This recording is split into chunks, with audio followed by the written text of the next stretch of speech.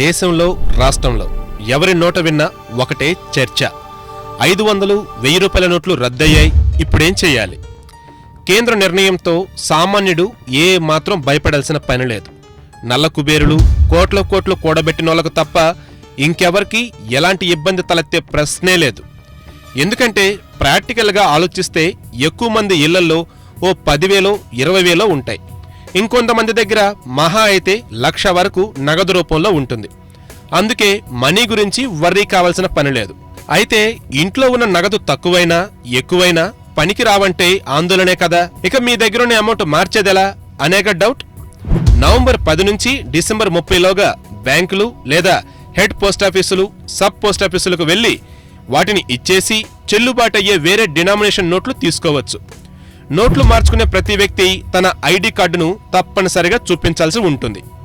సరే, నా దగ్గర ఓ 2 లక్షల రూపాయల క్యాష్ ఉంది, అదంతా మార్చేస్తారా అని మీకు డౌట్ రావచ్చు. ఈ నెల 24 వరకు ఒక్కో వ్యక్తి 4,000 రూపాయల వరకే మార్పిడి చేసుకునేందుకు అవకాశం కల్పిస్తారు. ఆ తర్వాత ఈ మార్పిడిపై పరిమితిని ఎత్తేస్తారు. ఎందుకంటే మీ ఒక్కరికే 2 లక్షల క్యాష్ ఎక్స్చేంజ్ చేసేస్తే మిగతా వారికి ఛాన్స్ రావాలి కదా. క్యాష్తో అందరికీ అవసరాలుంటాయి. సో ఎవరికి ఇబ్బంది లేకుండా ఉండేందుకే ఈ అడ్జస్ట్మెంట్. ఒక్కొక్కరికి లక్షలు పాత వాటికి బదులు కొత్తవి ఇచ్చుకుంటూ పోతే ఆ మేరకు బ్యాంక్లోనూ క్యాష్ అందుబాటులో ఉండాలి కదా. అందుకే ఈ గ్యాప్ అన్నమాట. ప్రజల రద్దీని బట్టి బ్యాంకుల్లో విత్డ్రాల్స్ పై ఎక్కడికక్కడ పరిమితులు విధిస్తారు. మొదట్లో రోజుకు 10,000 రూపాయలు, వారానికి 20,000 రూపాయల వరకు మాత్రమే విత్డ్రాల్స్ ను అనుమతిస్తారు. 24వ తేదీ వరకు ఈ పరిమితి కొనసాగుతుంది. తర్వాత రద్దీని బట్టి సడలింపు ఉంటుంది. నగదేతర లావాదేవీలకు అంటే క్యాష్లెస్ ట్రాన్సాక్షన్స్ కి ఎలాంటి ప్రాబ్లం ఉండదు. చెక్కుల ద్వారా, డెబిట్ కార్డుల ద్వారా, నెఫ్ట్, ఆర్టీజీఎస్, ఐఎంపీఎస్ వంటి ఎలక్ట్రానిక్ ఫండ్ ట్రాన్స్ఫర్ రూపంలోనూ చెల్లింపులు, నగదు బదిలీలు యథాతథంగా చేసుకోవచ్చు. అలాగే క్రెడిట్ కార్డుల ద్వారాను చెల్లింపులు చేయొచ్చు. డిమాండ్ డ్రాఫ్ట్స్ ను తీసుకుని వాడుకోవచ్చు.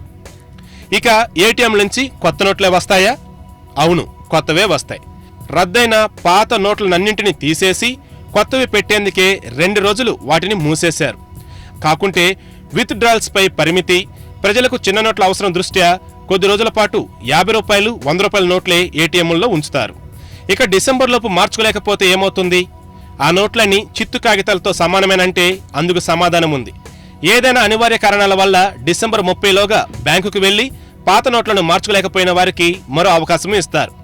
నిర్దేశిత ఆర్బీఐ ఆఫీసులకు వెళ్లి నిర్ణీత ప్రమాణపత్రం సమర్పించి 2017 మార్చి 31లోగా పాత నోట్లను వారు మార్చుకోవచ్చు.